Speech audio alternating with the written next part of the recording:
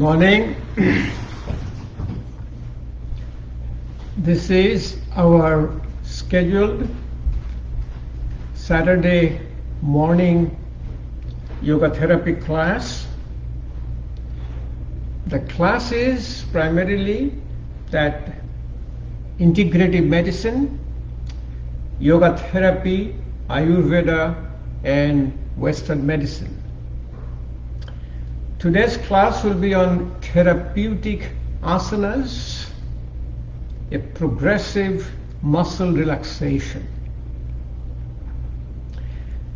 I have a lot of physicians who are joining this class, and this will be perfect for them because Western trained physicians have a reductionist mind. Reductionist mind is like a more of a symptomatic treatment, more of a very quick therapy. But yoga therapy is more of, we call it a holistic, wholeness, holism. It corrects your body, mind and spirit.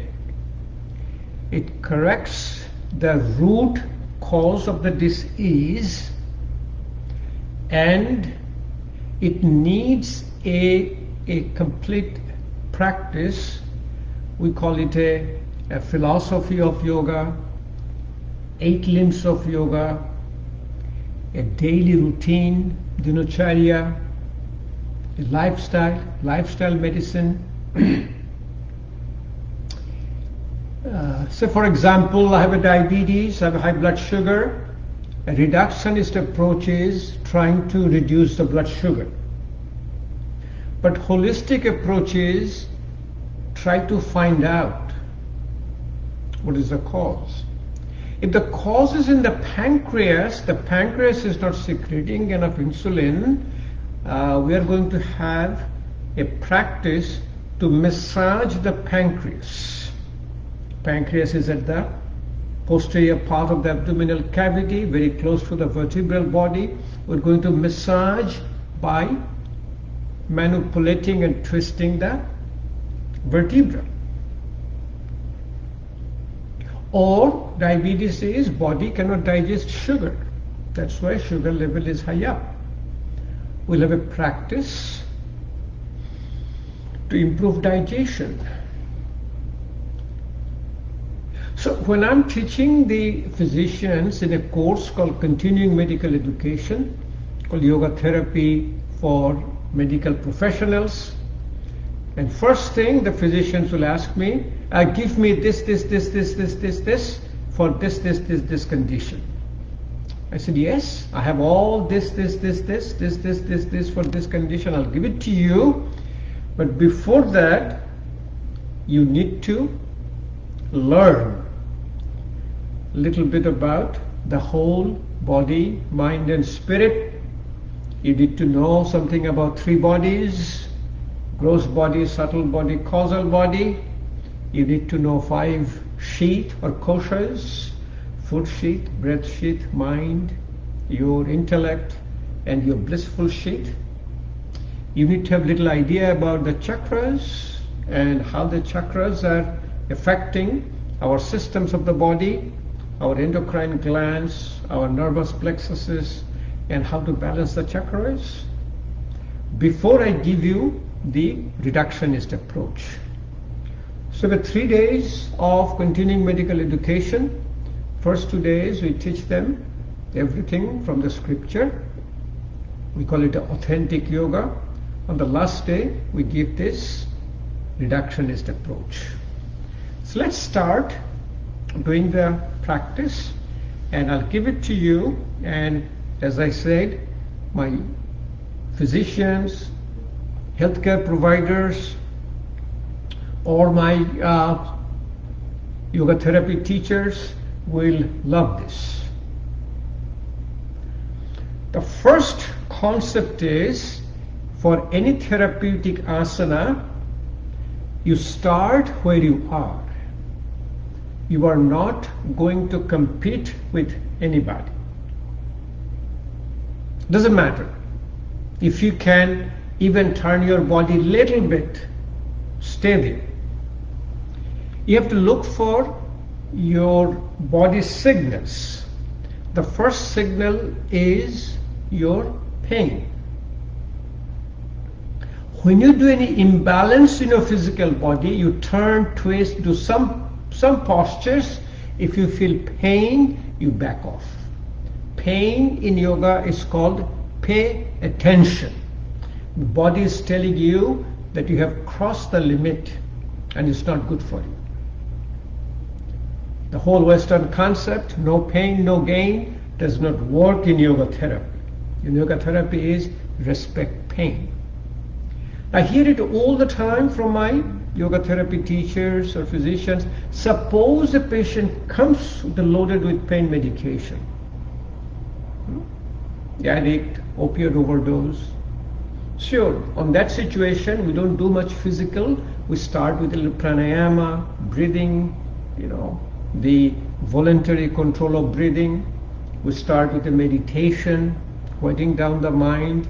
And when they're slowly and slowly off the pain medication in stages, we bring your physical postures, asanas. That's number one. Number two, in a concept of the 5 koshas, in foot sheath to your breath sheath. That means Annamaya kosha to Pranamaya kosha. Any imbalance you create in the physical body, it shows up in your breath. Example being, suppose I'm doing a little twisting. We'll show it to you. We'll do a spinal twist. But more and more I keep on doing it, I will feel at a certain point my breath catches. When my breath catches the portion, I come back. Third concept is staying in the pose for a longer time with the effortless breathing.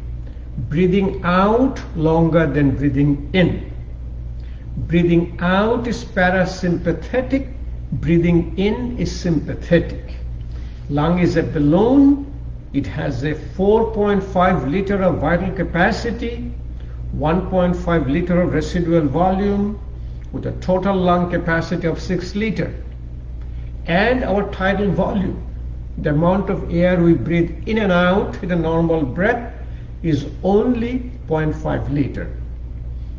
We have about 80-90% reserve in our lung, so we use our breathing as a mechanism of relaxation.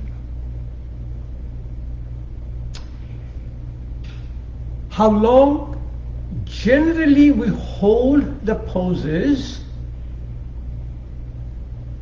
between 5 to 10 effortless breathing.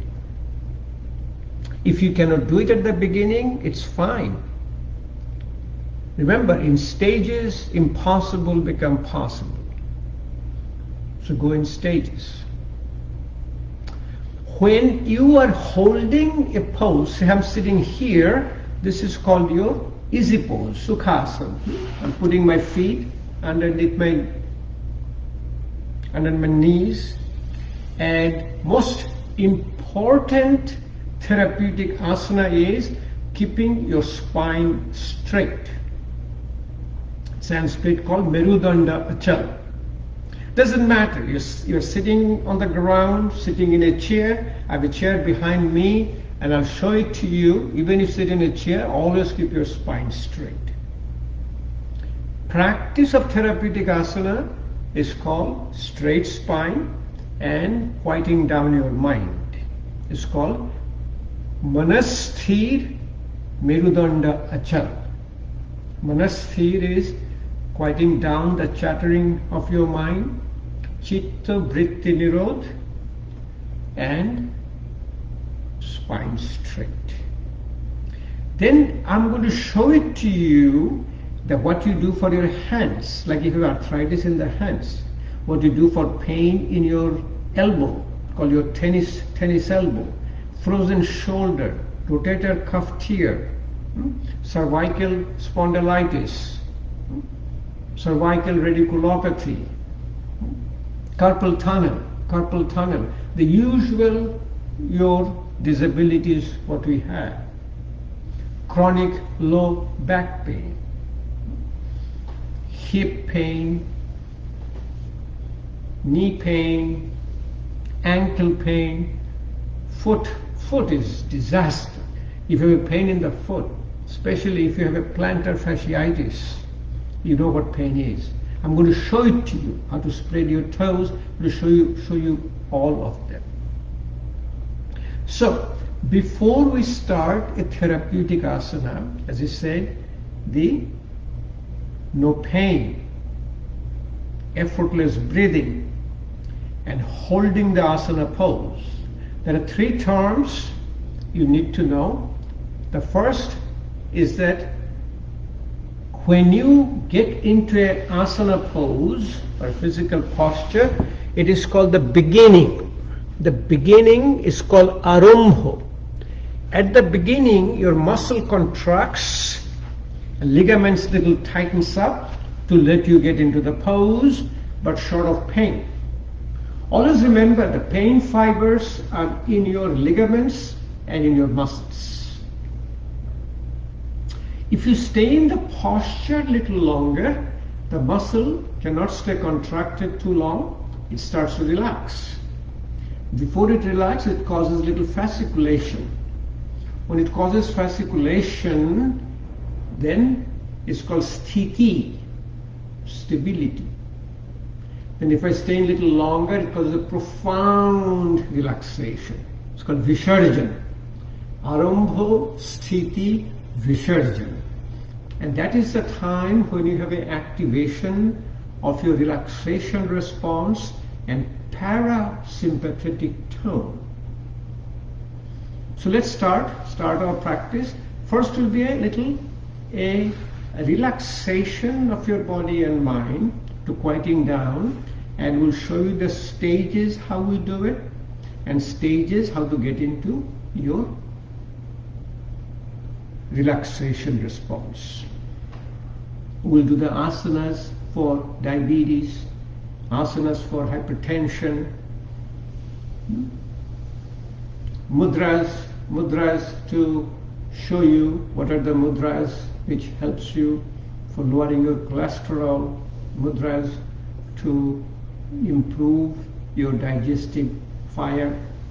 So if you're sitting in a chair, always sit with your spine straight. So if you're sitting in a chair, always keep your spine straight. Your feet are very well grounded. Your body is like a 90 degree. Many a time, few of my friends said, I cannot touch the ground, the feet. Put something in your feet. Don't let it hang like this. That doesn't give you relaxation. You need to get supported. This is a perfect height for me, you know. I get a perfect grounding. My body is exactly in right angle posture. And that's the way I practice. That's how I sit down when I'm in a chair. That's how I sit down when I'm in front of my computer or I'm driving my car. This is normal. If you're able to sit down in the ground, if you sit down in the ground, always remember you always create a balance. So what does it mean? If I sit down in an easy pose, my feet under my knees, I'm crossing in the middle, keeping my spine straight, and after a little while, I cross my foot to see if I bring the balance back. In yoga, health is defined as the balance of your body, mind, and spirit. We are lateralized. I'm right-handed, right-footed. I'm using my left brain. I need to activate my right brain. So we'll show you, we'll do balancing poses. Next week we'll do Therapeutic Pranayama. So we'll do Therapeutic Pranayama, which is a voluntary regulation of the breathing.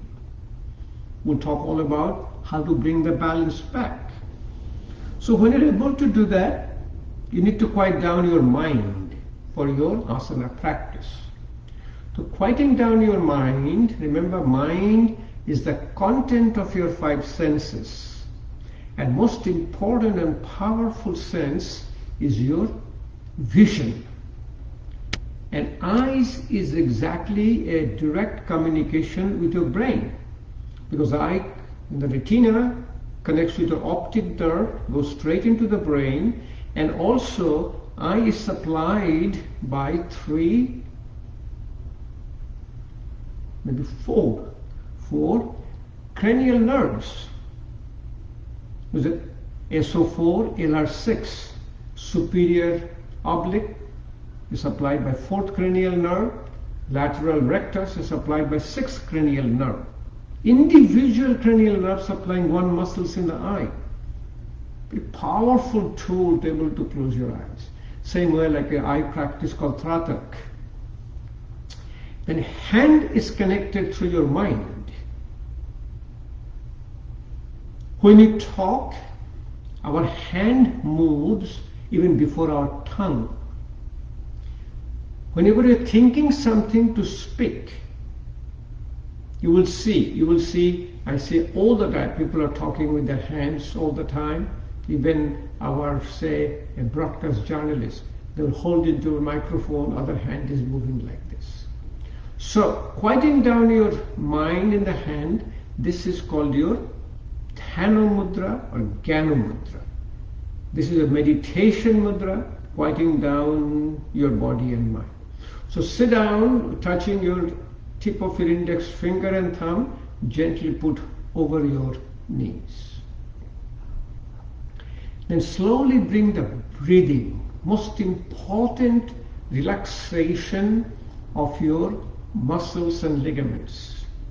Remember, whenever you bring that a progressive muscle relaxation, it brings your parasympathetic activation, counteract the sympathetic overdrive of stress, and is a powerful tool for your lifestyle related disorders. Close your eyes, visualize your breath. Breathe out first. And what we'll do, you'll slowly breathe in and try to breathe out longer than breathing in. The easiest way is to breathe in, count of 2 in, 1 and 2 in, and count of 4 out. 1 and 2 and a 3 and a 4 out. So all of you continue in that. If you can progress, then progress in a stepwise. Count of 3 in, 6 out, 5 in, 10 out. Count of 8 in, 16 out. Count of 10 in, 20 out. Why? Because the muscles of respiration are skeletal muscles. You can train them. Then you have enough air inside your lung which you can remove. We've been doing it for a long time. We can do almost count of 10 in, count of 20 out. Let's start. I'll be progressing slowly. If you cannot progress with me, just stay where you are and continue. Breathe out first. Count of 2 in, count of 4 out.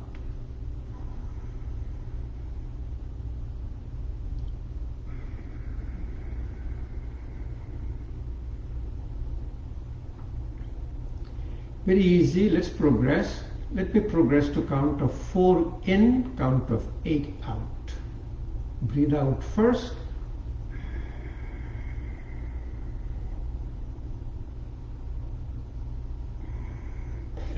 Sorry.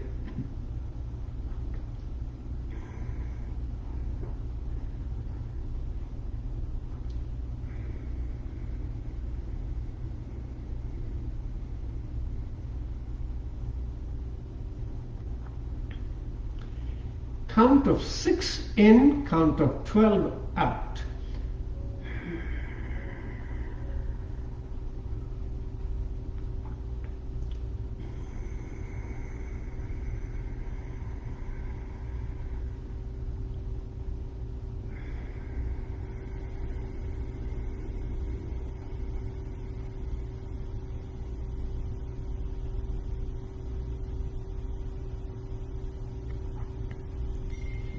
Count of 8 in, count of 16 out. Breathe out first.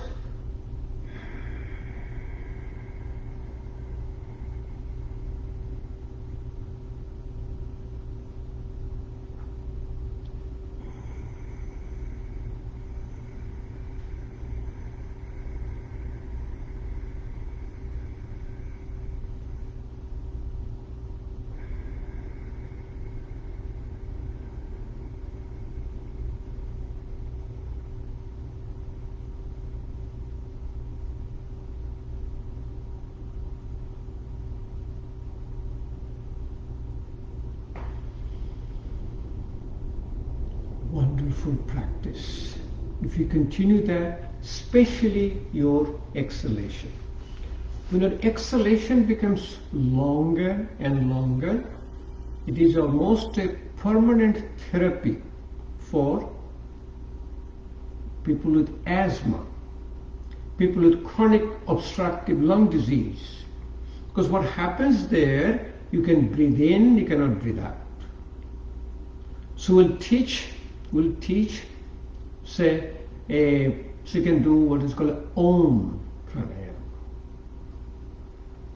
So what you will do, you will breathe out first, then you breathe in, breathe out with the sound of Om, and see slowly and slowly how long you can last. For us, we can do it for a long, long time. Let's try one time to see. Extending your exhalation extends your life. Powerful tool for intrinsic pulmonary diseases.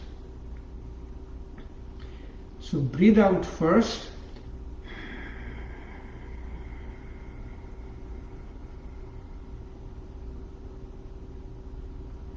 Long deep breath in.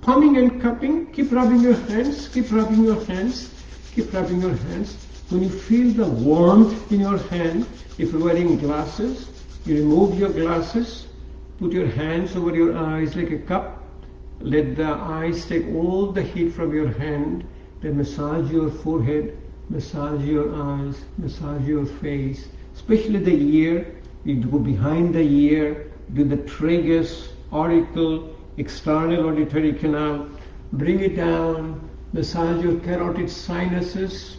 Carotid sinuses are very powerful for your massage. Like when you get a supraventricular tachycardia, you massage the back of your head. So wonderful relaxation. When you put the warmth in your eyes, the ciliary muscles in the eyes, when they contract, they pull it up and they create less convexity of your lens. When they relax, the convexity increases and it's almost like a reading glasses. So I really have not seen too many long-term yoga practitioners wearing glasses. So wonderful tool how to bring the relaxation. So when you relax, you can go in stages and you can take a look at yourself. Now you can take your heel to the back, put your one foot in the top, your other foot drops down. This is called your Siddhasana. Let me make some room for me.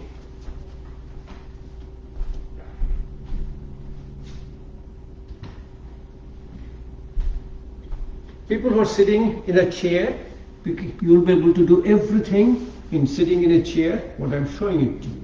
So Siddhasana, or a perfect pose, is you take your heel all the way to the back, you take the other foot, and it drops down. You really don't push it down. If you push it down, what will happen? It'll come back high up. So, even it is here, close your eyes, do the relaxation, go down. Let's go step by step. What are the therapeutic? You can do your hands. Start with your hand. Hand gets your arthritic pain, get a rheumatoid arthritis, osteoarthritis, a lot of pain in the hand. Very disabling. Most of the chronic pain is due to tightness. What does it mean? I have a damage to my cartilage, damage to my articular surface, but the cartilage, even articular surface, do not have any pain fibers.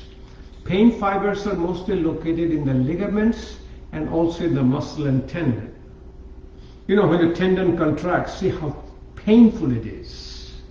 So what happens when a joint is not functional, the body tries to splint it. In the splinting, it causes the pain. So, the relaxation response we learn from our babies. If you look at a baby's whole body is relaxed. Baby is doing totally floating. So, hand, how the baby closes their hand. If you're sitting in a chair, you'll be able to do from chair. It's called Balo Mushti Mudra. Balo means baby, Mushti means close. The way baby will close the fist, baby will put the thumb in and close. This is the way baby closes their hand. I have so many people had a hand pain. I said, just keep doing the Balo Mushti Mudra. This is also called an Adhi Mudra, where hand pains will go away. Initially your thumb may be here. It's good enough. Do like this. Slowly and slowly to here. For us, we've been doing for so long, our thumb even goes outside our hand. You can do the breathing. Breathe out first. Take a deep breath in. Breathe out. Do this Adhi Mudra or Balo Mushti Mudra. Breathe in, breathe out. And keep doing with your eyes closed. Eyes closed, smile in your face. You say all the pain will go away. Wrist gets relaxed with extension. Wrist gets tightens up with a flexion. Breathe in, breathe out. Breathe in, breathe out. Do it a few more times, even sitting in a chair, with your breathing, with the eyes closed, you'll have a wonderful response. I have a friend who had this, and he'd been doing it for a while. Then he comes to me and he says, it's not helping me. I've been doing it for 2-3 weeks, it's not helping me. I said, go ahead. Take some pain medication, it will go away. Oh, no, I don't want to take any pain medication. I said, continue. Continue, it will help. What does it mean? What does it mean is, yoga therapy is a very strong medicine, but it's a very slow medicine. It takes a longer time, so people who are doing it, their attrition rate is high, means dropout rate is very high. Another thing, the way we explain is that for a pharmaceutical support, for a pain medication or any kind of pill medication we take, it is a heavenly at the beginning. I mean, the outcome is so great, but it is poison at the end because of the side effects. And the practice of yoga therapy is a poison at the end, poison at the beginning and heavenly at the end. So it is so poisonous at the beginning, people don't want to stay on it. So I feel very relaxed because my body is getting relaxed. I'm going to show you the disease, what you're going to correct. So from here, I can progress. The next progression will be, it's called a half lotus, Ardha Padmasana, or a Swastika Asana. I take my foot, I put it all the way high up here, and what I'm looking for, pain. Feel any pain, I'm backing off. Even if pain here, I back off more. But I start somewhere. But once I start somewhere, remember that neuroplasticity sets in, and neuroplasticity allows you to come here. I have all my friends will call me, tell me, I cannot do it. I say, you don't have to do it. What you have to do? A will to start, a willing to able to put your foot here is good enough for today. Tomorrow it will be here within 4 to 6 weeks. It takes about 30 to 40 inputs in your brain for neuroplasticity to set in. See, I'm sitting here, I'm not sitting here, my brain is allowing me to sit here. So, in a carpal tunnel, there is a median nerve, and median nerve compression, it causes the hypothelar muscles, you'll see atrophy of the muscle, and extremely painful. So relaxation. So look at this. If you're able to do that, you will get rid of your carpal tunnel. You can put your hand beginning like this. You can see it more. Hand will be like this. Close your eyes. Do your breathing out longer than breathing in. Slowly and slowly it will come up. By the time it will come up, stay like this. I hope you can see it. My whole wrist is in the ground.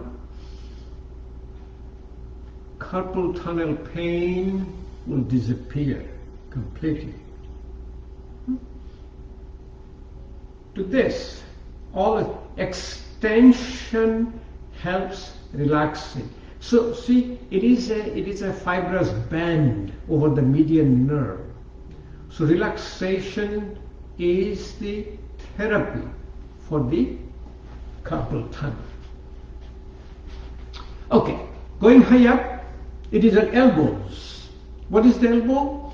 We call it a tennis elbow. Tennis elbow is a pain, and the pain creates in the elbow is called external rotation. When the elbow has external rotation, it creates pain. The internal rotation is a therapy. If you say tennis elbow, when you're doing it, when you're using the tennis racket to hit the ball, it is an external rotation which causes the more pain. So when you are incorporating the internal rotation, which you will be doing it very carefully, will be doing in the prayer pose to the back. When you do the prayer pose to the back, you put the hand in the back in a prayer pose, which I'll show it to you a little later. It will be almost total relief of pain from a tennis elbow. Also remember, elbow is a hinge joint. So more and more you will be doing this, better and better is a hinge joint. Generally in our daily routine, we practice yoga as a relaxation response every morning, every single day, and every other day in the afternoon we do little weight training, little cardio exercise, do little walking, running, treadmilling, because that's a muscle contraction. Exercise is a muscle contraction. It is sympathetic. Raises your heart rate, raises your blood pressure, raises your respiratory rate, raises your blood sugar. But when you have a sympathetic overdrive, body starts to have a parasympathetic activation. So what we do when you exercise, I'm not interested about how high is my heart rate, I'm interested about how fast it goes down. Then I'm also looking for resting heart rate, which is a function of parasympathetic tone. In a practice of yoga therapy, it is a primary activation of parasympathetic tone without sympathetic overdrive. Shoulder joint is a ball and socket joint. Very complex joint, lot of problem, and the most common problem is called rotator cuff tear. The rotator cuff tear is the most painful, and then what happens? You don't use your hand enough, you end up with a frozen shoulder. The frozen shoulder is the worst situation for the shoulder. A Bhastrika Pranayama, which is called bellows, which is an active inhalation, active exhalation. A Bhastrika Pranayama removes carbon dioxide, brings more oxygen back in, and creates a aerobic glycolysis. In aerobic glycolysis, the end product of metabolism, called glucose, combines with oxygen to form carbon dioxide, water, and ATP, the energy. If there is not enough oxygen, it's called anaerobic glycolysis. It produces lactic acid, pyruvic acid, pain-producing substances, and is extremely painful. So a pain reliever is a Bhastrika Pranayama. So we'll see the two things we need to do in the shoulder. First, we'll be incorporating breathing with a circular movement of your shoulder. So if you can put your hand in the shoulder and slowly bring your elbows together, if you can do it, it's fine.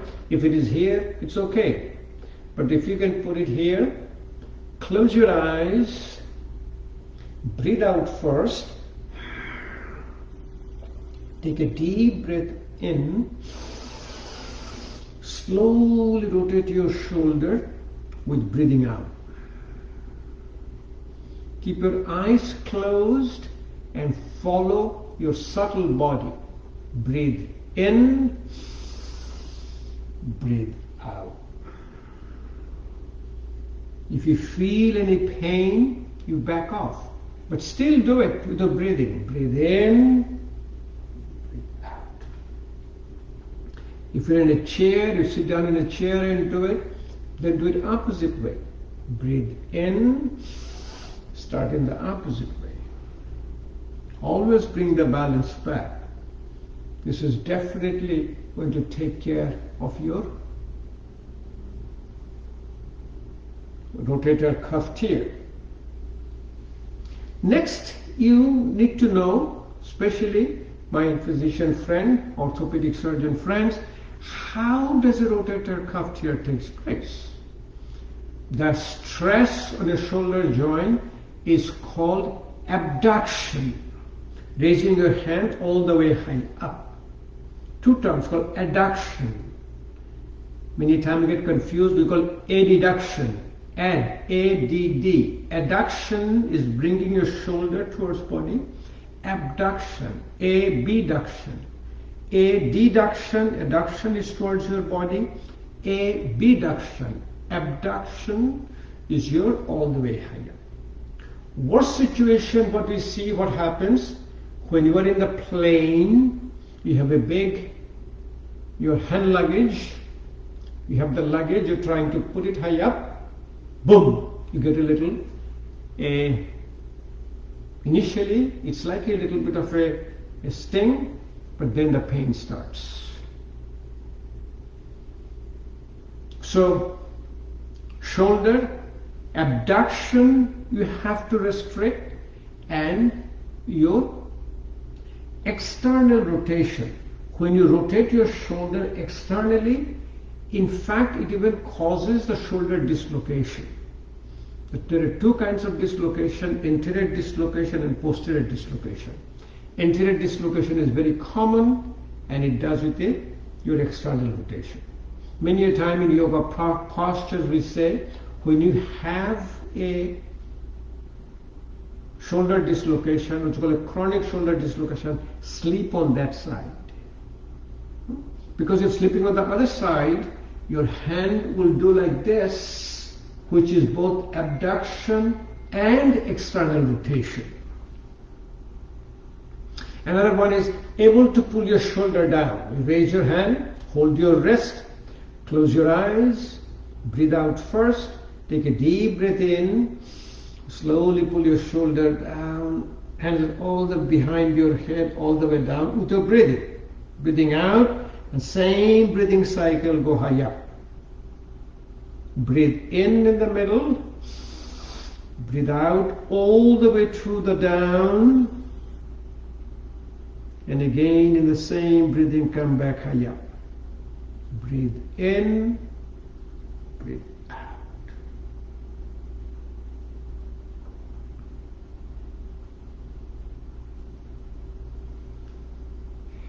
I'm already having some saliva in my mouth. Saliva in my mouth means I'm having parasympathetic activation. So I'm relaxed enough. Let me see, go ahead and balance. If I can do the half lotus Ardha Padmasana in the opposite side. Here I am, putting my one foot in the top. I'm in the Ardha Padmasana, or this is also called a Swastika Asana.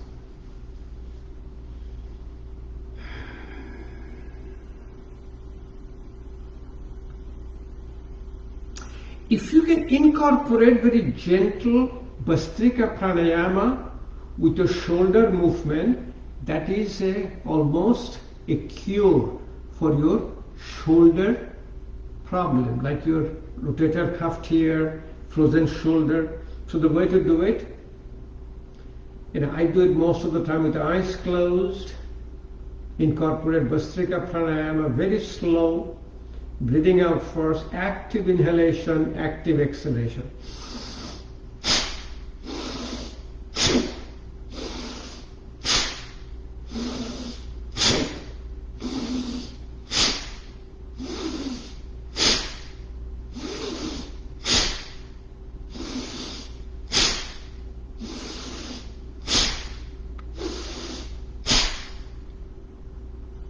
Keep doing it very slowly. You'll have some drainage from your nose, which is entirely normal.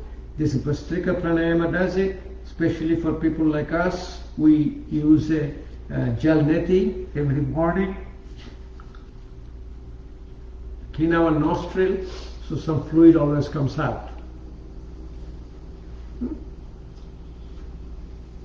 Neck is the most tightest part. And also remember that all the pain in the neck here is due to tightness, due to irritation of a nerve.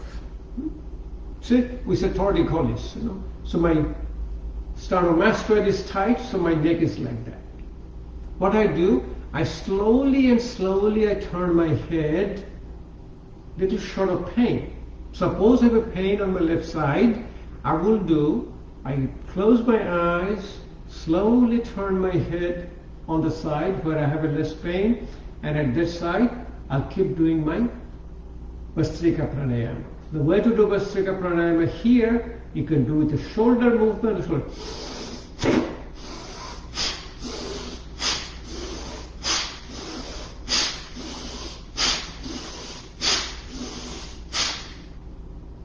If a pain on the other side of the neck, I will do slowly turn my neck on the opposite side, come to the point where I have a little short of pain. Look.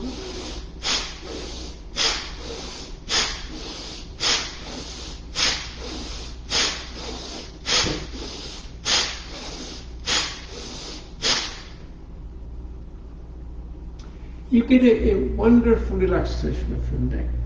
I get people calls me, I have a neck pain, a tightness, I still want to try a little bit of my headstand. Sure. Relax your neck first. Relaxation of the neck takes place with call your Brahma Mudra. Brahma is the name of the Supreme Being. Mudra is a gesture. It is a fourth posture of your neck. And then if you can incorporate a little Bumblebee Pranayama, which you have done so many times, Bumblebee Breathing. In a Bumblebee Breathing, what you do, you create a frequency, create a vibration. Your brain is in the state of vibration. Two vibration cancels. It's called harmonic resonance. And also in that way you extend your exhalation. Use your hand as a Adhi Mudra, thumb inside and close. This relaxes your hand, relaxes the whole upper part of the body. In fact, when I do the asana practice, I always do with my eyes closed in the Adhi Mudra. It provides a tremendous relaxation for your body and mind. So, at the middle, in the neck, you breathe out first. Slowly take a deep breath in, drop your head to the back. Breathing out, do with a bumblebee breathing with the head in the front.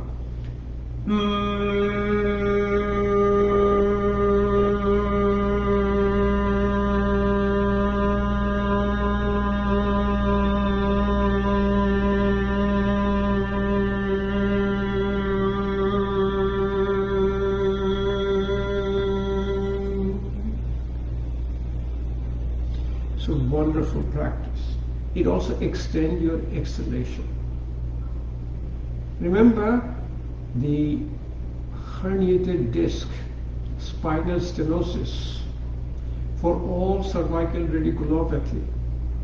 It is the irritation of the nerve. I have a serious cervical radiculopathy, but that's due to my job. I was a surgeon, I was bending over, not paying attention to my neck and the back. It happens. But when you bring this relaxation, the whole neck relaxes. When the neck muscle relaxes, your back relaxes. Your back pain goes away. Your hip pain goes away. Knee pain goes away. It's a wonderful practice. Okay, let's do the 4 postures. And if you're doing with me, please do it. Sitting in a chair is ideal. Also sitting in the ground. When you bring your head down, always look for 2 things, pain and effortless breathing. If you have pain, you back off, and effortless breathing. So breathe out first, breathe in and put your head to the back.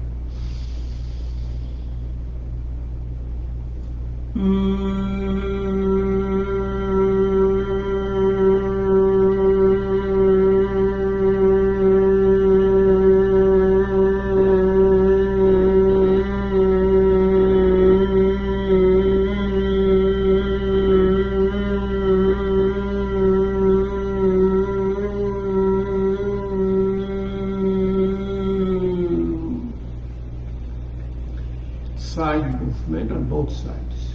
Breathe out first, take a deep breath in.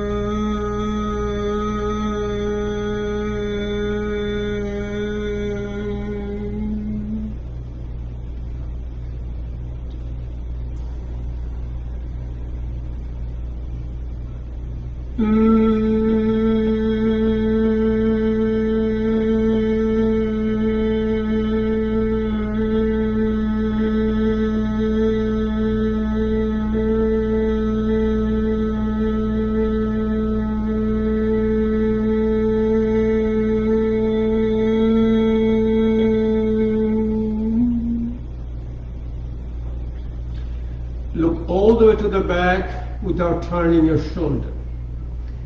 Breathe out first. Deep breath in.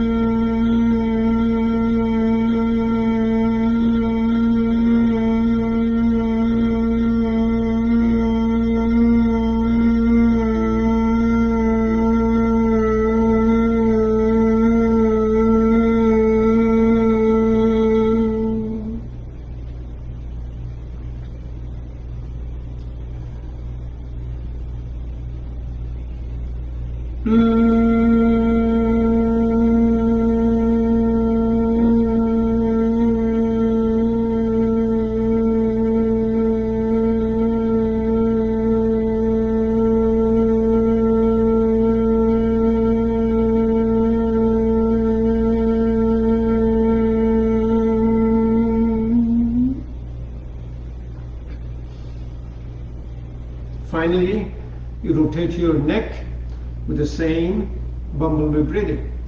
Drop your head down, breathe out first, take a deep breath in.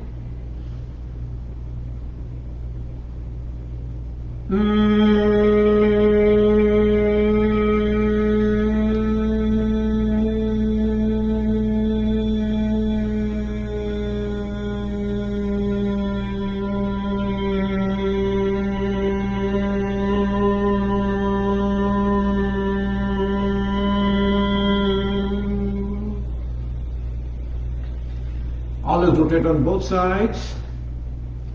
So try to the left, to the back, to the right and the front. Now do from the right side. Same way. Breathe out first. Drop your head down and breathe in.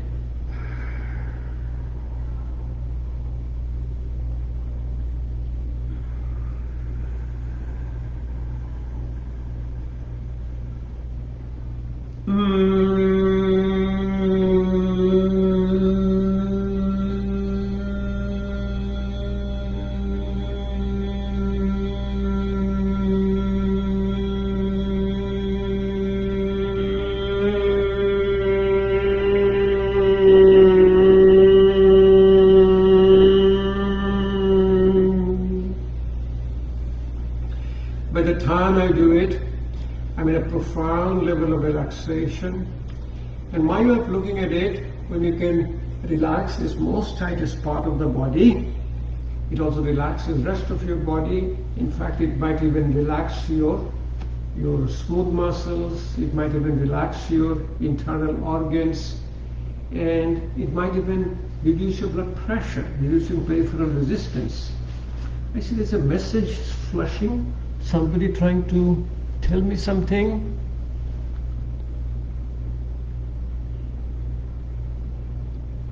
No, it looks okay. Okay. Next is your Paschim Namaskar. When you do Paschim Namaskar, say you have relaxed your whole upper part of the body. Sit down in a comfortable, in a chair or in the ground. Slowly take your hands, put the hands together, slowly put it in a prayer pose and stay where you are. Have your spine straight, eyes closed. You breathe out longer than breathing in. And so slowly it will go higher. Longer and longer you stay, better and better the posture is going to be.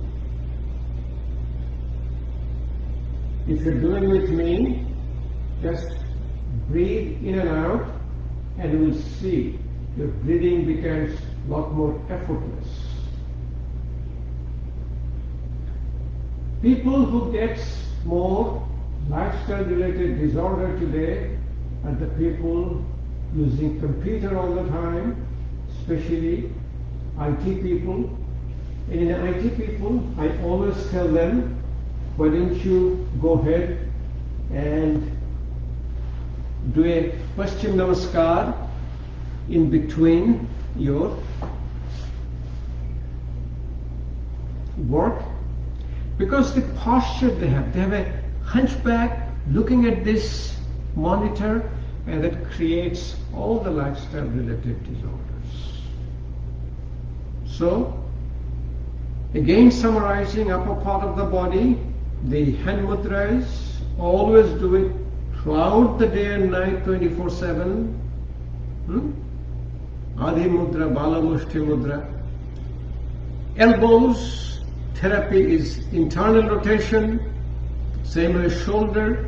Therapy is adduction, adduction, and internal rotation, all done through your Paschim Namaskar, and also incorporating Bhastrika Pranayama with the movement of the shoulder. For the neck, 4 postures, do it very gently with your Bhramari Pranayama, Bumblebee Breathing. For your lower part of the back, it's a wonderful practice. There's also very good practice for your diabetes. Remember diabetes, your pancreas is all the way to the back in the abdominal cavity, very close to your vertebral bodies. So when you are able to manipulate your vertebral bodies, massages your pancreas. In a Yoga Mudra, now I'm sitting in a lotus posture, Padmasana, very relaxing, relaxes your ankle, your knees, your hips, your back. Now we incorporate a Yoga Mudra. Hold your left wrist to the right or right wrist to the left. Keep your spine straight. Way to keep spine straight? Keep straight looking. Breathe out first. Take a deep breath in and slowly drop your head down as far as it goes down. So what you are looking for, pain. If you have any pain, you back off. But find a posture where you are little short of pain. It is called a comfortable discomfort. Then if you keep pushing a little bit more, you will have some effort in breathing. If you have an effort in breathing, you back off. There is no pain. There is no effort in breathing. Effort in breathing is you can talk. You can even sing. And slowly see, your head will come down. It will come all the way down. My head is touching on the forehead. My forehead is touching on the ground. I'm totally relaxed. I'm totally comfortable. I'm talking. I'm breathing. And that is your therapeutic asana. Therapeutic asana means you are able to do all the poses completely effortlessly. So just to show it to you, when you are effortless, when you feel the lightness in your body and mind, you will contest your lightness. It's called Tulasana, Kukutasana, your hand strength, Bakasana, Moirasana, Moyuriasana. Moyuriasana is also called Baddha Moirasana. Then the peacock has lost one of the hands or one of the legs. You do it a one-handed peacock, Moirasana, is called your Pongu Moirasana. Pongu is leg. So see, I put my hands here, just push it down, my whole body goes high up. My whole body goes high up and stays high up. I don't do anything. I close my eyes, I'm doing my breathing, my body is staying high up, I feel a profound level of relaxation. Tulasana. Kukudasana is putting your hand inside. This is Ardha Kukudasana. Put a hand here, your whole body will go high up. Then go to Purna Kukudasana. I have shown all those things to you. If you want to see, you can go back to my videos. And these are really powerful therapeutic asanas. When you're able to do a Mayuri Asana or Mayurasana, the diabetes gets better. The body gets a little bit more.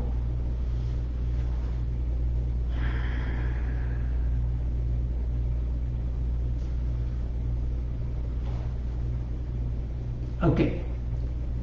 For the lower extremity, we have done up to here, lower extremity, able to sit down in a Dandasana. Dandasana is also right angle. If you're sitting in a chair, you can do it also in a chair. Dandasana is preparatory even for, like say, sun salutation in a chair. Put your hands on the side, keep your spine straight. For feet, the most important is able to separate your toes. If you can separate your toes, breathe in, breathe out. Close your eyes, breathe in, breathe out.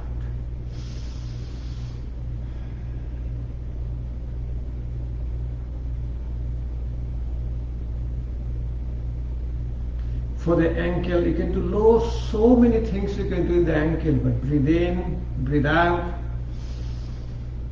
Ankle pain. People always ask me about ankle pain. I said, relax your ankle joint. Why?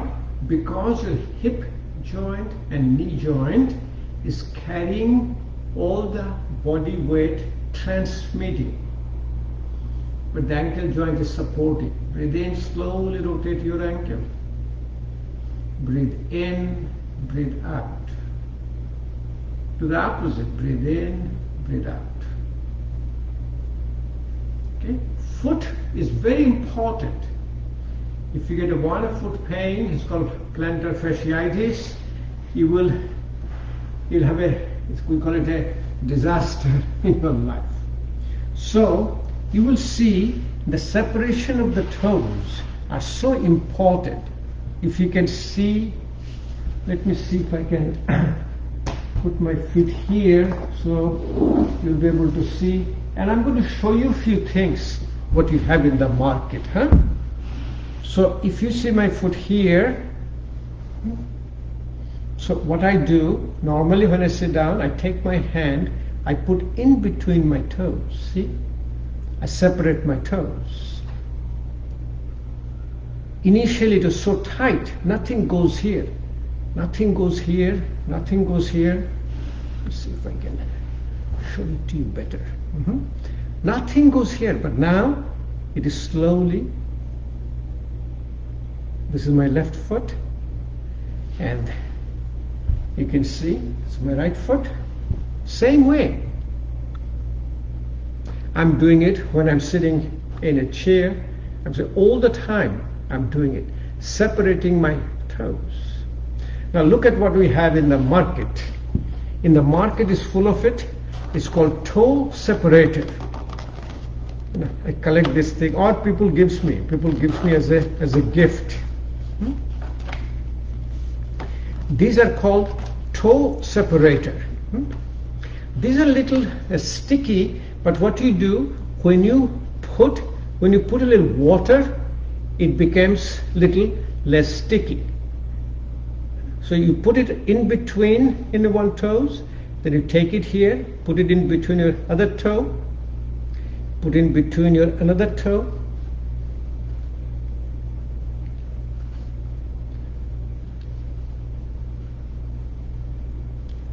If you wait a little bit, it is a lot better to put it in. If you can see it, this is the way to separate your toes. One of my friends, he's having a lot of pain. I asked him to use it, but he said he has a lot of problem. In fact, I think it goes other way around. This is the bigger one, bigger side, and it's a graduated. So it's a graduated, a smaller size in between. People always ask me, where do you get all these gadgets, I said, it's not a gadget, you get it. See how beautiful it looks like? This is your one foot. You'll be looking at the other foot, this other foot. So he could not put it in. In fact, I told him to sleep. I told him you can sleep with it, but he said no, he had to give up. But I said, so I showed it to him. Said, I sleep with this. I don't have any pain. I don't have any pain, discomfort, nothing. My fingers are good enough, but these are actually called yoga toes. You can sit. These are yoga toes. Very available in the market. Feels comfortable. So feels so nice. You know. I wanted to show you because foot pain is a disaster. Now, look at what the market has. There is sandals called yoga sandals, yoga shoes, which you can wear it all the time. I have all these things. See, this is a sandal separation of all the toes. So when you put it on, you'll be putting it on, and if you look at it, all the toes are separated. You see that? Same way, you put in the other foot.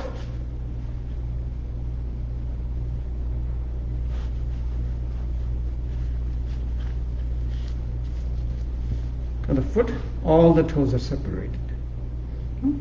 These are called yoga sandals. You wear yoga sandals, you wear the yoga toes, and also you have yoga shoes. Have you seen yoga shoes? These are called Vibram shoes. There are two yoga shoes, Vibram shoes. So you put it, all the toes are separated. That's a concept. So you put it here. When you put it through it will go through each toe.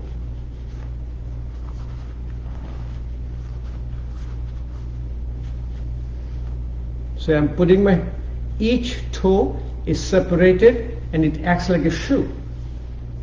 You can walk, you can run. Very nice. It's one foot. You can look at the other foot.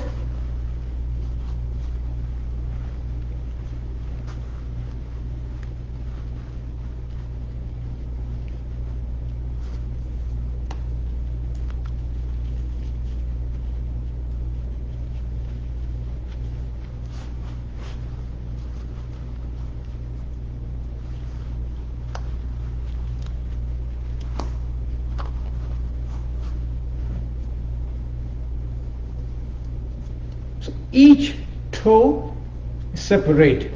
So you see them? Each toes are separated, and this is your yoga shoes. You can walk outside. It feels like you're walking in your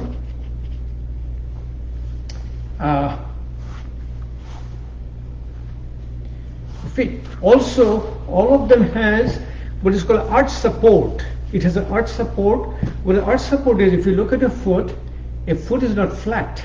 There is a support. So you have an arch support, separation of the toes, and it is a definite, a permanent cure for your foot pain. And remember that these are not a reductionist approach. So what you need to do is a 24/7 practice. So do it all the time. Okay. Before that, for the whole body, like for a chronic low back pain in the body, you do is called your seated forward bend. Paschim Uttan Asana.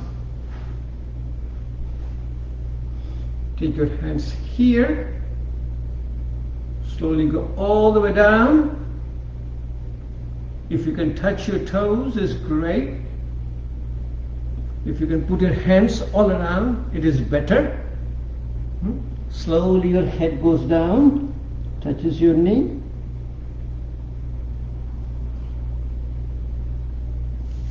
Wonderful practice. When you get up, be sure to get up very slowly. Don't try to get up suddenly.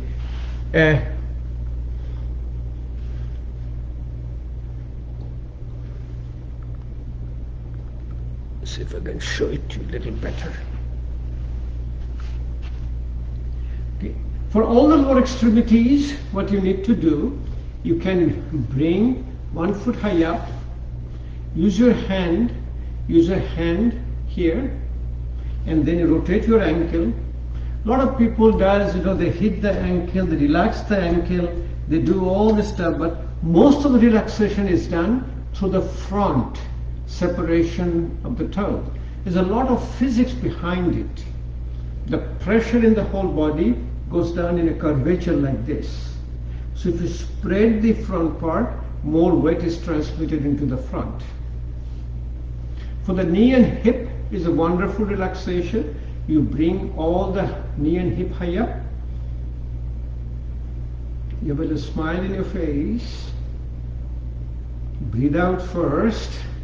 Take a deep breath in and slowly let the baby go all the way down to your ground. You don't push it down. If you push it down, it never goes away. It always will be high up. Stay here, close your eyes, keep doing it. The knee will go and touch the ground. Always balance it.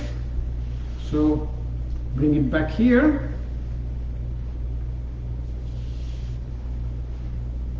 Here is my foot. My hand goes in between the toes. I don't need those yoga toes, yoga sandals, yoga shoes.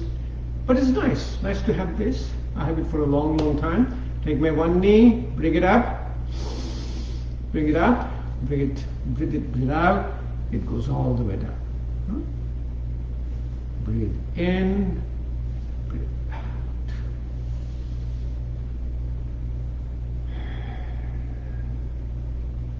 Knee is the site of fear.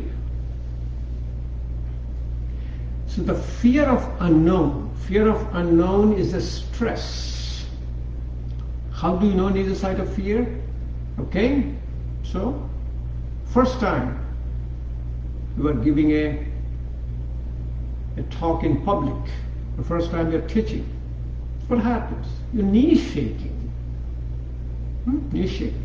But keep on doing it more and more, what happens? The knee shake goes away.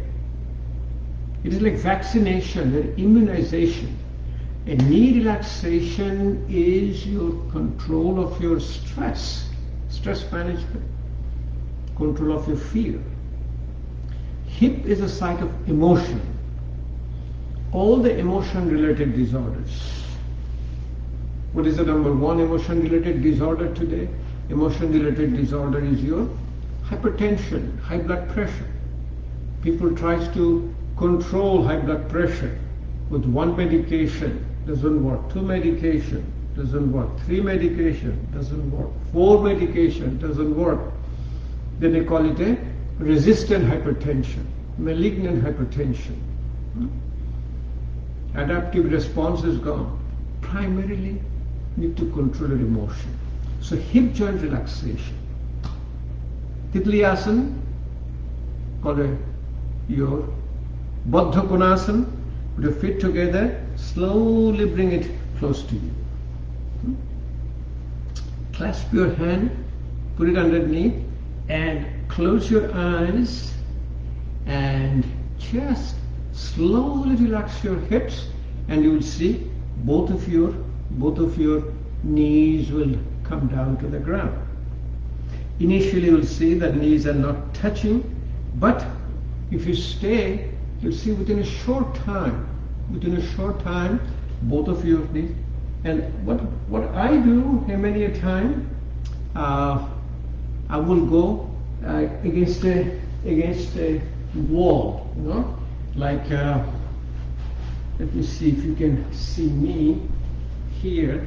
It may be a little distance from you to see, but just to give you the concept, here is, I have a wall.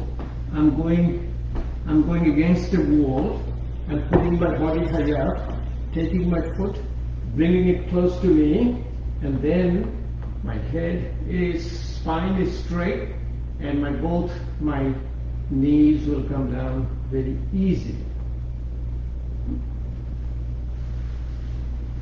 Baddha Konasana.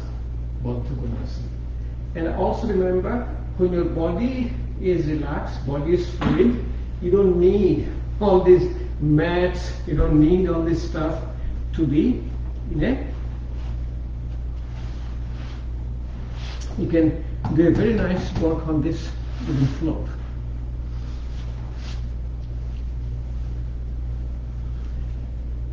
Next, Therapeutic Asana is sitting down. Therapeutic Asana is your Vajrasana. Able to sit down on your heel. So what you do, you sit down first on your heel, then you separate both the feet, then able to sit down on your hips. So people will ask me, they say, I cannot do it. That's okay. What you need to do is slowly get into a graduated practice. What graduated practice means, initially what you can do, if you can sit down, you can roll your mat a little bit and put it underneath your ankle. It keeps your spine straight, and then when you cannot go down, you can take a little bit of a small pillow, put it here, and able to sit down. Once the neuroplasticity sets in, you'll be able to get rid of the pillow slowly, and you'll be able to sit down in a Vajrasana. Vajrasana, it initiates a parasympathetic activation, and all of your digestive fire, digestive process is parasympathetic. Parasympathetic is called calm and digest, or called rest and digest. So this is one asana. A lot of people ask me, you do it in a full stomach. After food, you sit down in a Vajrasana, and Vajrasana gives you the thunderbolt, a very powerful digestive power. This also keeps your spine straight. It's a profound relaxation of your body and mind. You relax your knees. I have a little bit, it's swollen in my right knee. I have it for a long, long time. I got it checked, there is nothing in orthopedic wise. It's called suprapatellar bursitis, and orthopedic surgeon says he can put some cortisone, get rid of my pain. So now I can do a Vajrasana and take care of my pain. Mundukhasana. Mundukhasana is for diabetes, for truncal obesity, and to activate your digestive fire. Take your hand, use your Adhi Mudra, thumb inside and close, put it together and at the level of a belly button, and you can even do it when you are in the chair. You can do it in the chair. Always try to keep your spine straight. Best way to get the spine straight is look straight. Breathe out first. Slowly take a deep breath in. You completely breathe out. Suck your stomach in a little bit and slowly come down. But do not hold breath. Keep breathing. Breathing out longer than breathing in, and then listen to your body signal. No pain, effortless breathing, and slowly get all the way down. Your head will touch the ground.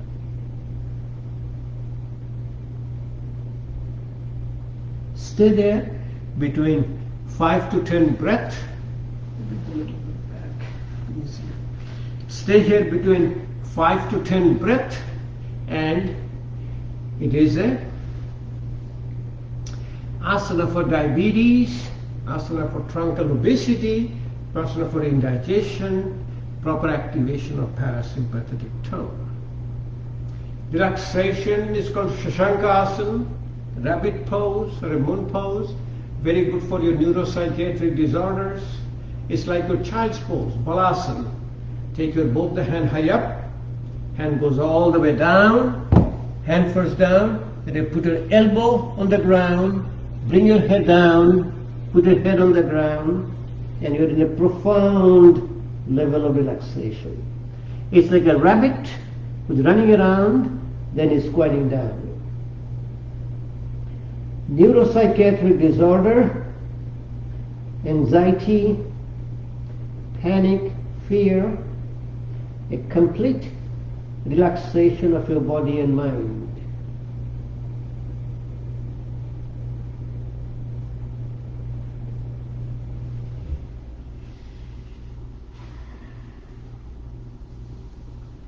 For chronic low back pain, you try not to do a unsupported forward bend. You like to do a supported forward bend.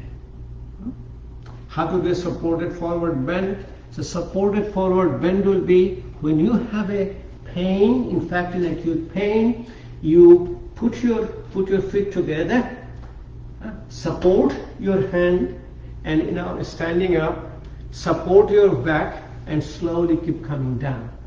If you can come down a certain portion, I will be able to go all the way down. So see, wherever you can. If you can put a table, or you can put it even a countertop, you can put it here. See how I'm doing? It's called supported forward bend. See, lot of school will tell you, don't do a forward bend for your acute back pain. For the back pain, you always want to do a back bend. And back bend, don't do any unsupported back bend. If you do unsupported back bend, then if you have a herniated disc, what you like to do, you like to open up the space so that herniated disc can be sucked in. So you will see, we'll be sitting down like a spinal twist, Ardha Matsya Asana, or laying down on a face down like your back bends on the mat. So here it is. See how beautiful it is. Supported forward bend. My head is coming down. My head is being supported on the small table. My hands are completely relaxed. I put my hands down. My eyes are closed. I'm breathing out longer than breathing in. This is a therapeutic asana for even acute back pain. I have tried it so many times. It's a wonderful practice. If you're doing it with me, you will see the effect of it to the body and mind very easily.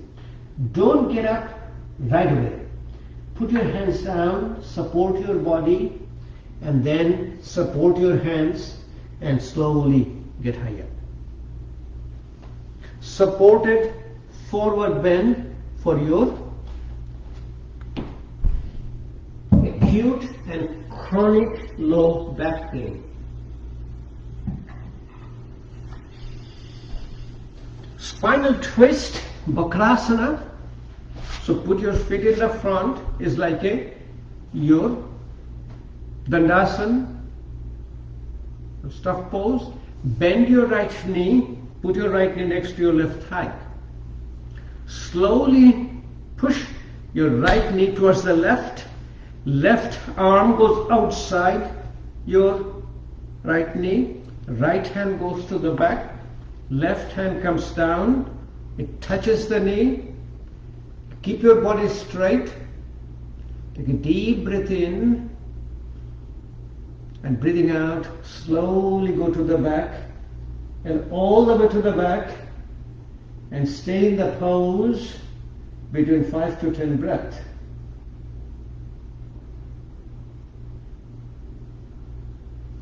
Therapeutic asana for diabetes and chronic low back pain.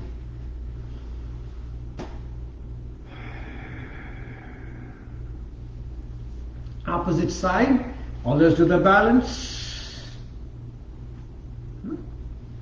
This is the left knee which is coming towards your right side. Right hand comes outside your left knee. Left hand goes to the back. Right hand comes. It can be here.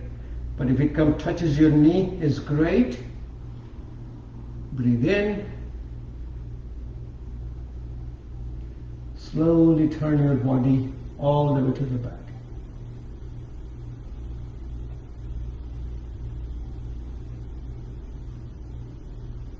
Wonderful relaxation. Powerful therapeutic asana is your Gomukhasana, cow face. And this is the preparatory to Gomukhasana. So you put your one knee in the top of the other knee. This is so relaxing asana that if you keep on doing it, you'll be doing it without knowing it. I have done so many times. I'm sitting in a chair, sitting in a bed, my knee goes down in the top of another one, and I feel a profound level of relaxation. Even all the problems I have with my knees and the hips, which is a part of our life. Remember one thing, the joint, any problem in the joint is not going to kill you. Going to make your life miserable with pain. For pain, you use a relaxation response, use a Bhastrika Pranayama, get rid of your pain. I do not recommend any joint replacement unless the function of the joint is being rearranged. When the function is gone, I definitely recommend a joint replacement, but not for your pain. If you get a pain, we as a surgeon used to say, when you operate for pain, you develop more pain. Same way for the back pain. Back pain is not due to the spinal stenosis, not due to the herniated disc. It irritates the nerve and causes the muscle contraction. When you learn how to relax with a supported forward bend, do it. So let's do another asana for your diabetes and chronic low back pain. Ardha Matsyendrasana. There is no English translation. English translation says half Lord of the Fish Pose, but that doesn't mean anything. It's a name of a yogi. So bring your right foot close to your left knee. A friend of mine wrote me to me, oh, I'm so impressed with the flexibility of your physical body. So I told him, flexibility of the body is health. Rigidity is disease. And for my physician friends, I need to let you know, the ultimate rigidity of your body is called rigor mortis. When you die, your body becomes rigid. Right foot close to my left knee, right knee goes towards your left side, left hand comes outside my left knee, right hand goes to the back, left hand is here, then it touches my knee, touches my ankle, touches the front of my foot. Take a deep breathe out first, take a deep breath in, and slowly turn your body all the way to the back, and able to stay. What is effortless breathing? You're talking, you're singing. 5 to 10 breaths. Permanent therapy for your diabetes and chronic low back pain. Many a time we say, money back guarantee, huh? Do it in the opposite side. What a wonderful pose. It's called a cow face, Gomukhasana, because, you know, the yogis learn everything from the nature. Huh? Cobra Pose,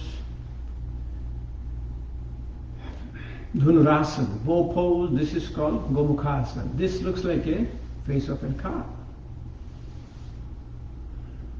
When you sit down, what happens? The relaxation sets in. Relaxation sits in more and more. So sit down, I will keep talking, maybe I'm reciting, smiling a little bit. I'm getting rid of my chronic low back pain, getting rid of my diabetes, multiple other problems. These are the asanas which have so much of therapeutic potential that there is no end of it. Left foot now opposite, goes right. Remember balancing. Balancing both sides of your brain. Health is a balance of your body, mind and spirit. You'll always see one side is a little easier than the other side. Why? That's what it is in imbalance. So again, you push this left knee towards your right side, then your right hand will come outside your left knee, left hand will go to the back, right hand will first touch your knee, then your ankle, then your front of your foot. Deep breath in. Then when you do, if you keep turning yourself, you will see at one point you feel a little bit of effort in your breathing. And short of that, you stay and do your breathing out longer than breathing in. Remember one thing, every asana you are doing as a therapeutic asana is a savasana. When you are doing a practicing a relaxing asana, you don't need any counter pose, you don't need any savasana, because this is my savasana. I'm getting the total effect of savasana, able to sit in this posture. So this is relaxing my whole part of the body. Relaxing my ankle, my knee, my hip, my back. Now incorporate a relaxation in the upper part of the body.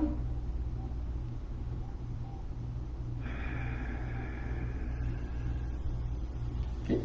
So let's do the Gomukhasana. Let me show you from my back, so you will see what I am talking about.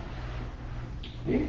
The first, my right knee is in the top of my left knee. Okay.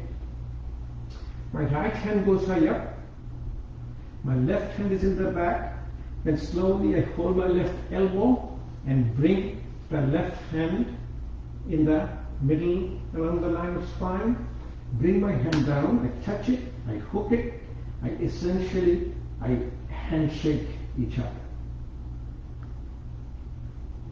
Look at it. My whole upper part of the body, lower part of the body is relaxed. It is a profound, progressive muscle relaxation and a wonderful therapeutic asana. Now you'll see that one side was easier than the other side. Now let me change my foot. Now my left knee is in the top of my right knee.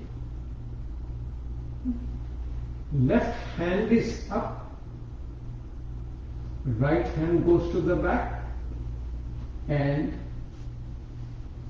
again I'm putting my right hand in the middle, left hand down, touch it, hook it. I'm essentially handshaking each other. See, I'm completely equal and I'm completely in balance in both sides. For many of you, you'll notice it, your one side was easier than the other side.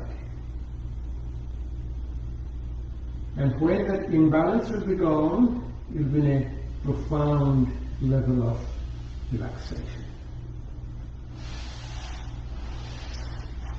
Lot of asanas you can do sitting down. One of the most important relaxing asanas, and one of the cause, yogic cause, not yogic, also a Western medical cause of all of our chronic diseases is constipation. When you're carrying that stool, the toxic material in your body, you're bound to get chronic diseases. So able to sit down in a squatting pose. Able to sit in a squatting pose, your ankle is relaxed, knees relaxed, hips, back, whole body is relaxed. Put your feet, hands together. Separate your fingers. Extend your wrist. Put your one elbow inside, other elbow inside. Slowly bring it close to you. Keep your spine straight, eyes closed. You breathe in and out. This is a therapeutic asana for a profound activation of parasympathetic tone, profound activation of your digestive function, because whole digestion is due to your parasympathetic activation.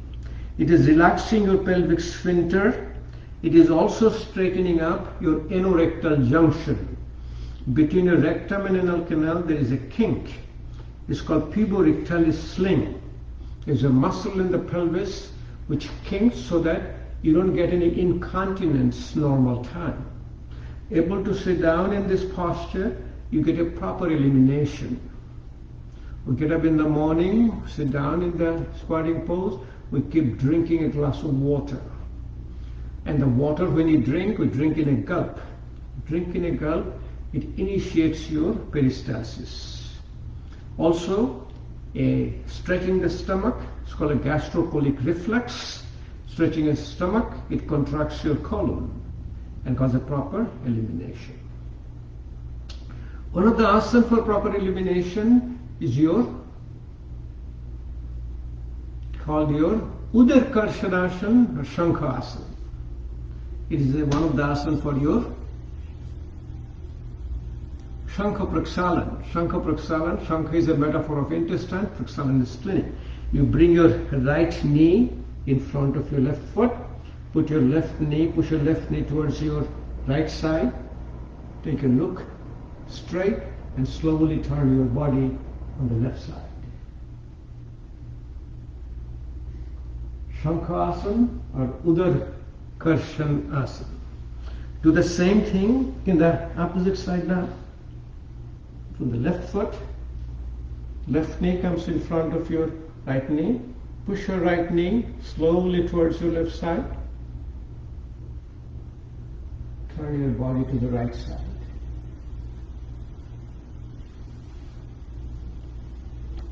Slowly come down. And then the most important sign of your health is able to get up without a support. When you get up without a support, you do some standing therapeutic asana. Most important therapeutic asana is a combination of 3 asanas for your proper elimination, because that is the cause of most of chronic diseases. The 3 asanas. So first you do the balancing asanas. You're comfortable standing like this. See if you can put your feet together. Feet together. This is called Tadasana. Your ear, your shoulder, your hips and the ankle in the same line. Then you call it Utthita Tadasana, upward mountain pose. Clasp your hand, put it over your head, breathe out first. Take a deep breath in. You slowly can get up, tippy toes on your toes, and both the hands will go higher.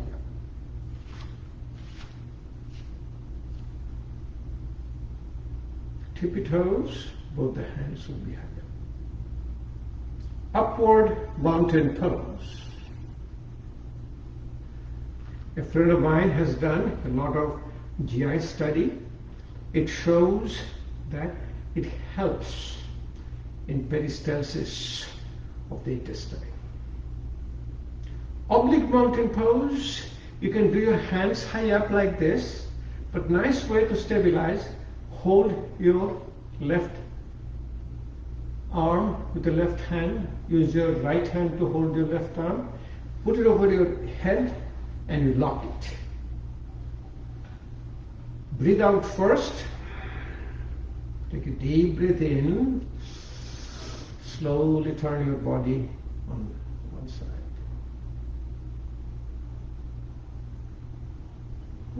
Remember, you do with your breathing. You're breathing out and stay here. You're breathing in and out. I stay here with my eyes closed. you elicit a profound level of relaxation and massaging and stretching. If you're sitting in a chair, you can go stand up, go behind the chair, and keep doing it. Breathe out first, take a deep breath in, and slowly do in the opposite side.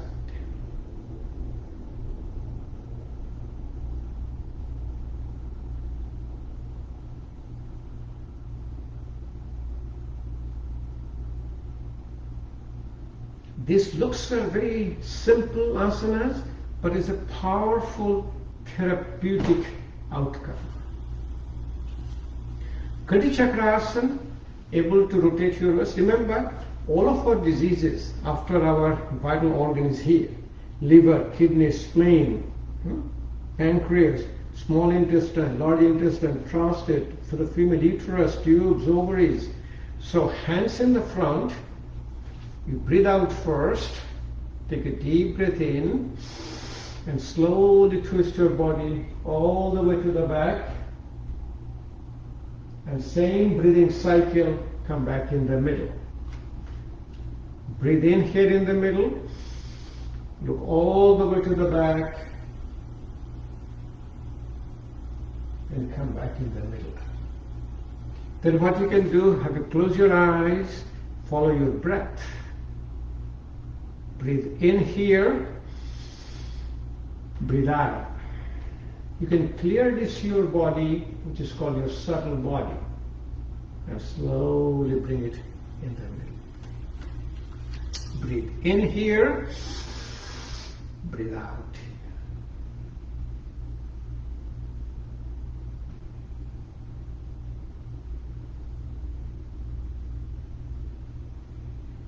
One of the most therapeutic asana is your balancing poses. You guys you always do your Gomukhasana balancing poses. It's great. But most important, balance comes from your hand. Balance comes from your eyes, from the inner ear. So what you take out your hand and then see if you can balance it. Put your feet together, so all the way to the back. See if you can do, it's called a closed hand pose. Paschim Baddha Hastasana. Hold your left arm with the right hand. Left. And the right arm with the left hand. Left arm with the right hand, right arm with the left hand. Put your feet together. Then see if you can stand on a non-dominant foot. I'm right-handed, right-footed. See if I can stand on my left foot. So stand a little longer. You'll be still a little wobbly initially. 10 seconds is a long time. 20 seconds, 40 seconds. You get younger and younger every day. Overcome all the chronic diseases. Finally, if you can close your eyes, stay in the posture with a balancing on one foot, especially non-dominant foot, you have overcome most of the chronic diseases. It's a wonderful therapeutic asana. So bring the balance back, change your hand. Now, first hold it, the other hand, right arm with the left hand, and left arm with the right hand. Now see if you can stand on your right foot. 10 seconds is a lot different. 20 seconds, 40 seconds. I'm having my eyes closed. You get a little wobbly when your eyes closed, but when your eyes closed, you can stand on one foot. It's a wonderful therapeutic asana. Also, when you do the balancing poses, like if you're doing a Gomukhasana, a tree pose, if you're doing a tree pose, like you guys always do like here or do here, but try to do with your Paschim Namaskar. Put your hands in the back and do with your tree pose. You'll see it has a lot more therapeutic effect with your prayer pose to the back with the tree pose.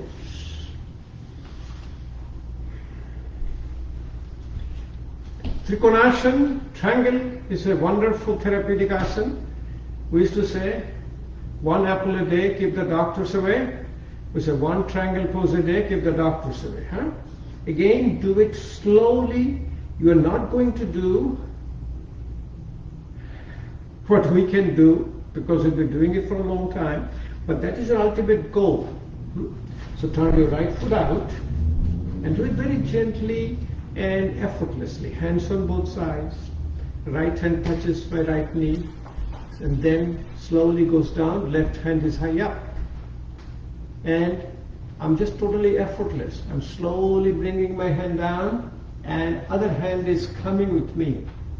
And only my concern is I'm effortless. I'm totally closing my eyes.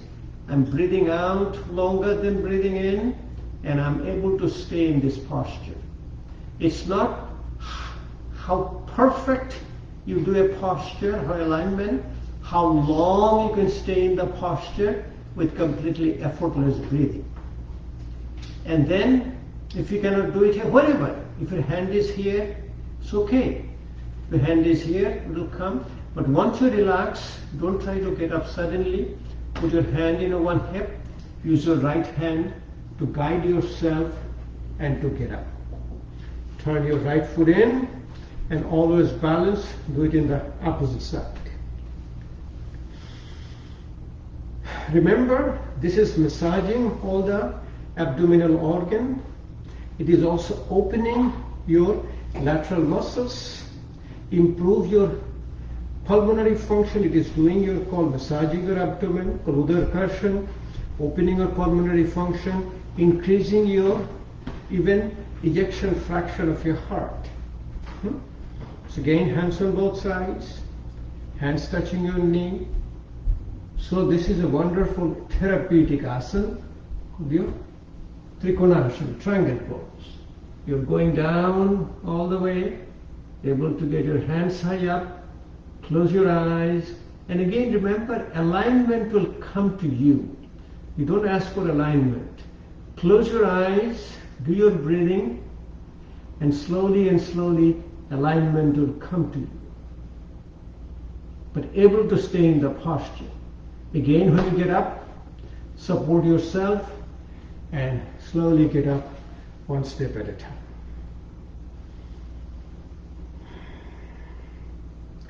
Head below your heart is therapeutic asana.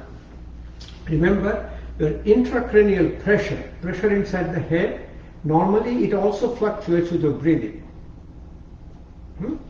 When you have an inhalation, the intracranial pressure goes down a little bit, the exhalation goes up a little bit, and also with the hyperventilation, intracranial pressure comes down.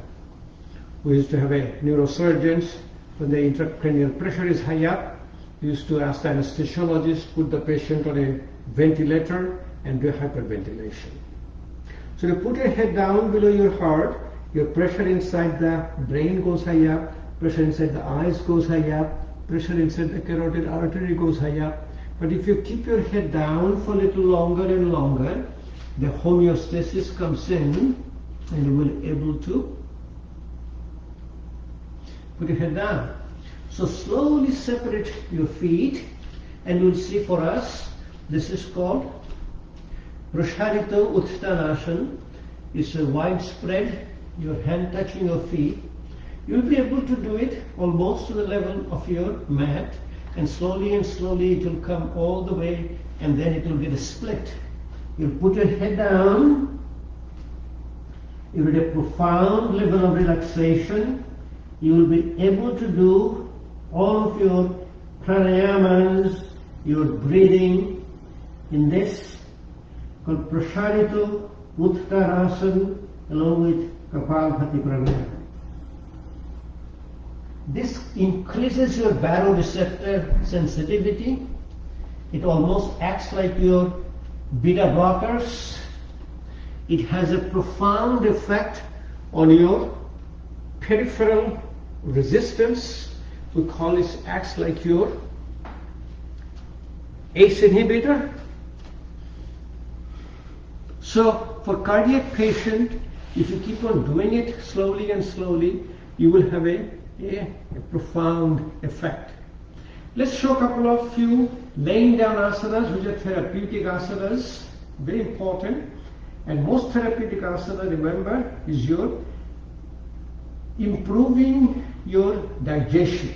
What do you improve digestion? For diabetes. And all the asanas, relaxing asanas we are doing, it is also relaxing. It's relaxing our peripheral vasculature. So what happened? You are developing a reduction in your peripheral resistance. In cardiology, it's a reduction in your afterload. And doing a proper pranayama, like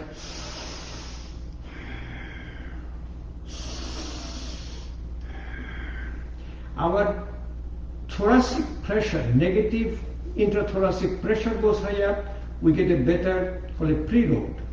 We get a better preload, increase in the preload, reduction in the afterload, we get a better ejection fraction. So let's look at some laying down poses, which are therapeutic poses. When you lay down, you put your hands on both sides, palm facing high up. Always try to be sure your chin is below your forehead. Don't get your chin high up, that is very sympathetic. Even if you don't go down, in fact, you might even put a little bit of a pillow and be comfortable. Be comfortable is very important. Few asanas which are very important from your, all the diseases here. All the diseases here, the first one is your Utthita Padasana. Raising your feet high up, just 30 degrees, and slowly get your body get high up and get into your Naukasana, boat pose.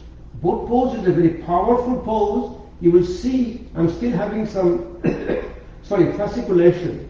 My body is fasciculated, you know. So once it goes down, the boat pose gives you a wonderful sthiram, sukham asana. Quiets down your body and mind. Pavanmukta is very good for your back, very good for your all the digestive fire. Slowly bring it up, touch your nose to your knee, slowly put your chin in front of the knee, and when you relax, you go side to side. This is called your improving your digestive fire. Very beautiful asana.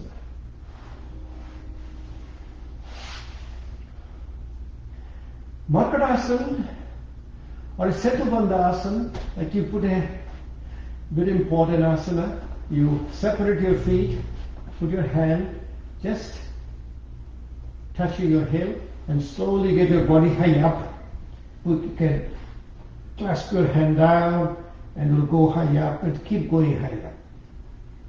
It's high up, you can put 1 foot high up, drop it down, get the other foot high up.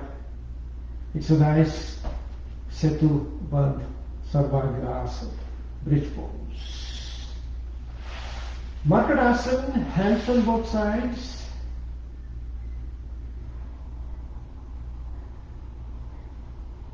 You can bend your knees. You can bend your knees and put the knees on all the way to the ground and looking to the other side. Also, you can do a little bit more advanced Makadasana. Put your both the feet high up. You bring your both the feet slowly touching your other hand. You touch your other hand. Look all the way to your right hand. A little bit more advanced on Makadasana. It's very wonderful for your spinal flexibility, digestive diabetes, your truncal obesity, and your back pain. Slowly bring all the way down here again. On the opposite side, touching your hand at the head. Head turn looks in your left hand.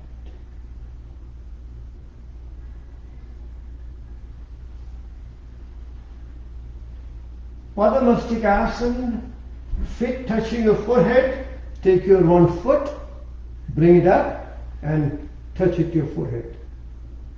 So very nice asana to ignite your Jatha Agni, your digestive fire.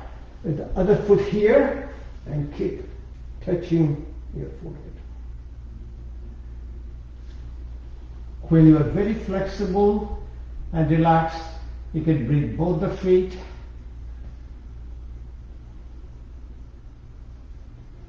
Bring it up, touching your forehead, then take both the feet behind your neck. It's called Garbhasana.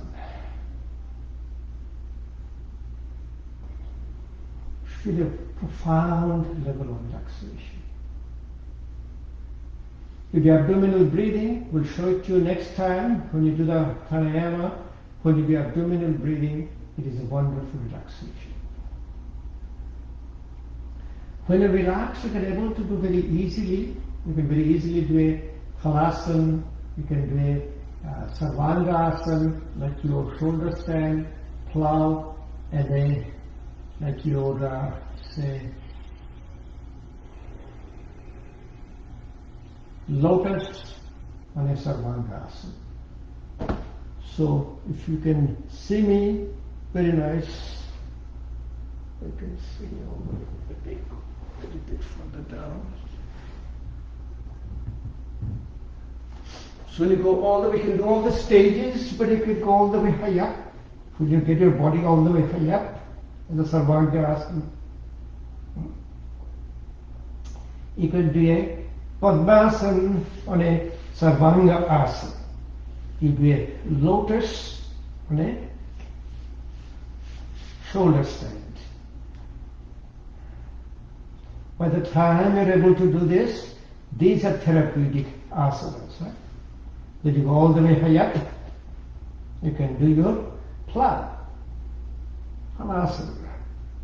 All the way down. In fact, you take both the head in the back, close your eyes, and you're falling asleep. You're like a Ananda Balasana, in happy baby pose.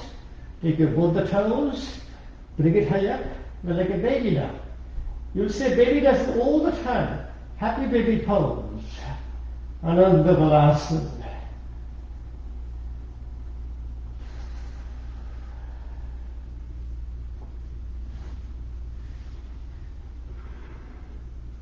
This is another nice way that you are supporting your hands all the way to the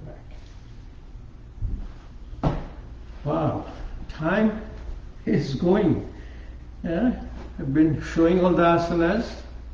Okay, so all the therapeutic asanas you saw, we started with the upper part of the body, one part of the body, then you did all sitting down.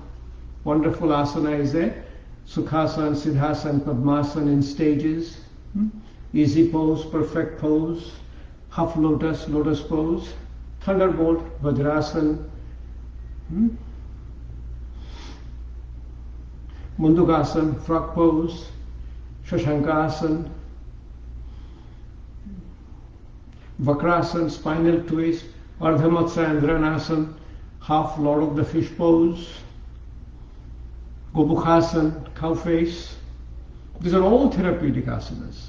Standing up is your Tadasana, mountain pose, upward mountain pose, oblique mountain pose, then your Kati Chakrasana, west rotation pose, very good for your digestive disorders. Balancing pose, able to stand in one foot with your hands in the back and closing your eyes, that gives you a perfect sign of your health and maintain all the chronic diseases. Triangle pose, your Trikonasana, is a therapeutic asana.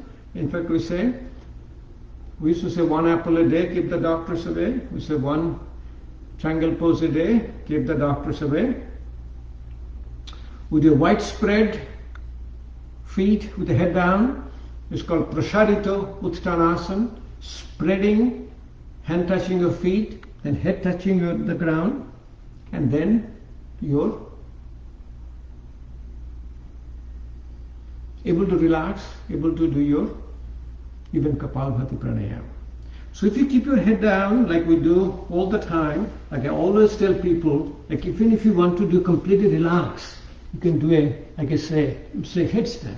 In a headstand, what you do, you sit down in a Vajrasana. This is your very relaxing pose.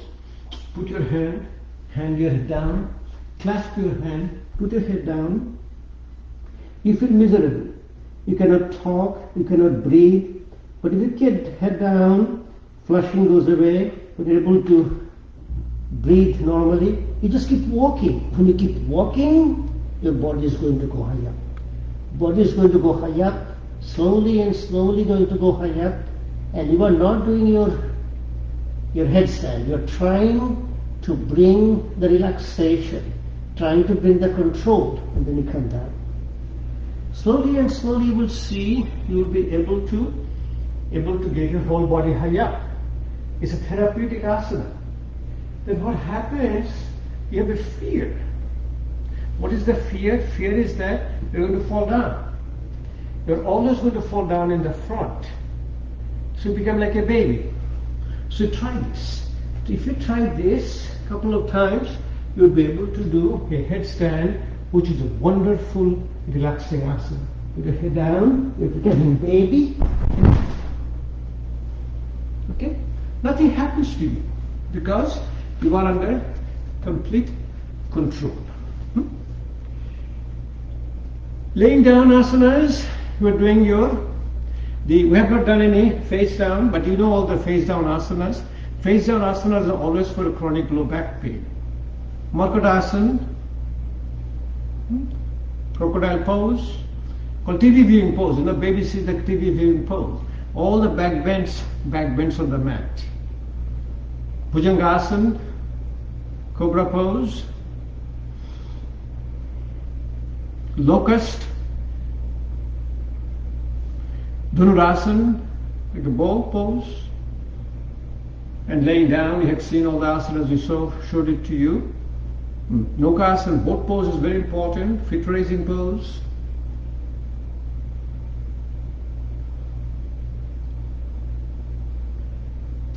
Then your Pavan Muktasana, knee chest, spinal rotation, Merudanda Sanchalanasana or Jathar Parivartanasana, Sarvangasana, Halasana. This is one asana. Let me finish with this asana, which you need to do all the time for your knee problem and hip problem. What you find out, people who does a very simple, gentle bicycling, they do not have much of the knee problem. So this is called Dichakrika asana or bicycling. Go down on that and slowly turn your feet as a bicycle, like you're riding your bike. You're doing in the front and you're doing in the back.